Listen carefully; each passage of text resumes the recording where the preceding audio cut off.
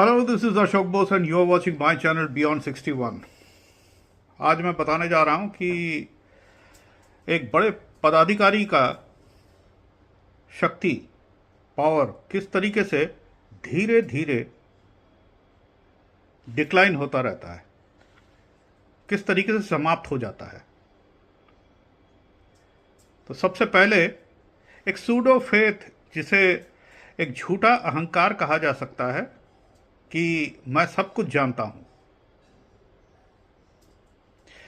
कोई भी व्यक्ति सब कुछ कभी नहीं जान सकता, और यदि वो ये सोचने लगे तो ये कभी लंबे अवधि के लिए नहीं चल सकता।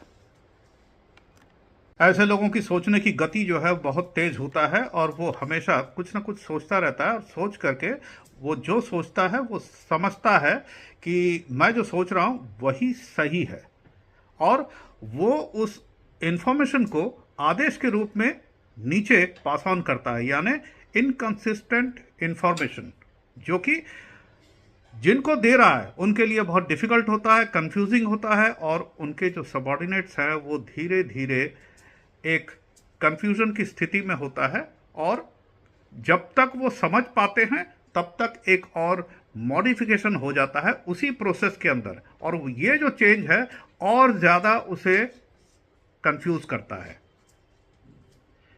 इसका मतलब यह है कि उनके पास कोई मिशन नहीं था, उनके पास वो ऑब्जेक्टिव नहीं था कि वो करना क्या चाहते थे, और जो कम्युनिकेशन है, ही हैज गोफ्ड अप।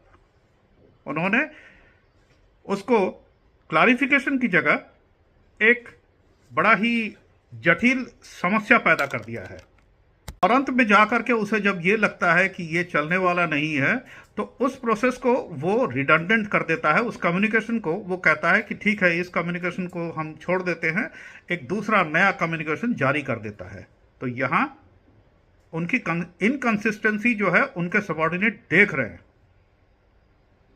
इसके अलावा ऐसा एक प्रोसेस, ऐसा एक प्रक्रिया तैयार कर देते हैं बगैर कोई रिसर्च के, बगैर लोगों से पूछे, क्योंकि वो समझते हैं कि यही सही है, और एक प्रोसेस को क्रिएट कर देते हैं, और वो सेल्फ स्टाइल्ड लॉजिक लगा करके विम्सिकली अपने प्रोसेस को कहते हैं कि इस आदेश का पालन किया जाए।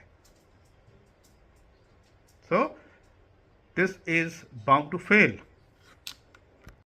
Such people are not able to explain when the subordinates are asking। जब क्लैरिफिकेशन मांगा जाता है, जब उनके सबॉर्डिनेट्स ऑब्जर्व करते हैं कि यहाँ कुछ गलती दिखाई दे रहा है, यहाँ कुछ लग रहा है कि यहाँ कुछ प्रॉब्लम है, तो वो जो है क्लैरिफाई नहीं कर पाते हैं। वो क्यों नहीं क्लैरिफाई कर पाते हैं? क्योंकि उन्होंने ग्राउंड रियलिटी को नहीं समझा, नीचे वाले तबके के लोगों से कोई बातचीत नहीं किया, और उसके बाद उन्होंने जो आदेश दिया है उस आदेश का उल्लंघन तो कोई कर नहीं सकता, परंतु पालन करने से और ज़्यादा मुसीबत होगा। इसीलिए कई बार एक्सेप्ट करने के बावजूद भी रिफ्यूज़ल का एक चिंतन चलता रहता है लोगों के दिमाग में, जिससे पूरा जो डिपार्टमेंट है, फंक्शन है, उसमें एक अस्थिरता का भाव होने लगता है। इसी के साथ ही सिस्टम के अंदर कुछ ऐसे भी लोग होते हैं जो उनके बड़े करीब होते हैं। ठीक हो या नहीं हो, ये लोग जो है बॉस के करीब होने के कारण जो भी बोला जाता है वो मान लेते हैं। तो कुछ लोग काम करते हैं, कुछ लोग कम करते हैं, और कुछ बिल्कुल ही नहीं करते हैं। तो यहाँ पे क्या होता है कि परफॉर्मर्स जो है धीरे धीरे नॉन परफॉर्मर होने लगते हैं। तो इसका मतलब यह है कि बॉस इज बायस्ड, वो जो है फेवरेटिज्म कर रहे हैं, आइडियोलॉजिकल डेफिशिएंसी है। ये जो है एक शैलो और नैरो, शॉर्ट साइटेड विजन वाले व्यक्ति का लक्षण है। धीरे धीरे ग्राफ जो है नीचे उतरता रहता है, और जो नंबर्स जो है वो नीचे उतरता है। लेकिन अब यह व्यक्ति अपने ऊपर क्या संदेश देगा?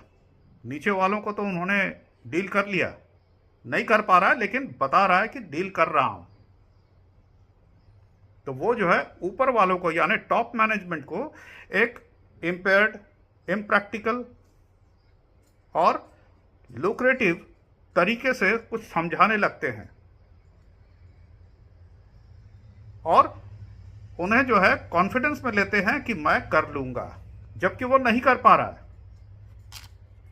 धीरे धीरे गैप्स तैयार होने लगते हैं, एग्जीक्यूशन में डिफ़िकल्टीज आती हैं, जो प्रॉमिसेस किए जाते हैं वो पूरे नहीं हो पाते हैं, डेडलाइन मीट नहीं किए जाते हैं, डिलीवरी हो नहीं रहा है।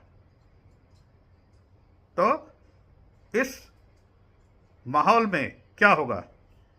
अधिकांश लोग डिमोटिवेट हो जाते हैं और वो जो है अपने अधिकारी के ऊपर अपना फेथ, अपना भरोसा खोने लगते हैं और वो एक व्यक्ति की वजह से लीडरशिप भी अपना भरोसा खो बैठता है। नीचे वाले उनको भरोसा नहीं करते हैं। That means this is directly affecting the brand. इसी के साथ आप जो है देख पाएंगे कि ऐसे माहौल में disrespect, disregard, lack of trust and faith पूरे हायरार्की के अंदर और एक अस्थिरता का सिचुएशन जो है वो दिखाई दे जाएगा और पूरे माहौल के अंदर धीरे धीरे आप देखेंगे कि एट्रिशन ज़्यादा हो जाएगा और टॉप मैनेजमेंट की जो क्रेडिबिलिटी है उसके ऊपर सवालिया निशान हो जाएगा। और यही सब कारण है कि कुछ व्यक्तियों के लिए एक पूरा समूह, एक कंप्लीट ब्रांड अफेक्टेड हो जाता है और यही ब्रांड जो है एक कंपनी को कंप्लीट नीचे धराशायी करने के लिए पर्याप्त है। आज का टॉपिक यहीं ख़त्म करता हूं। Thank you so much for watching. यदि पसंद आया है तो लाइक बटन ज़रूर प्रेस कर दीजिएगा। धन्यवाद।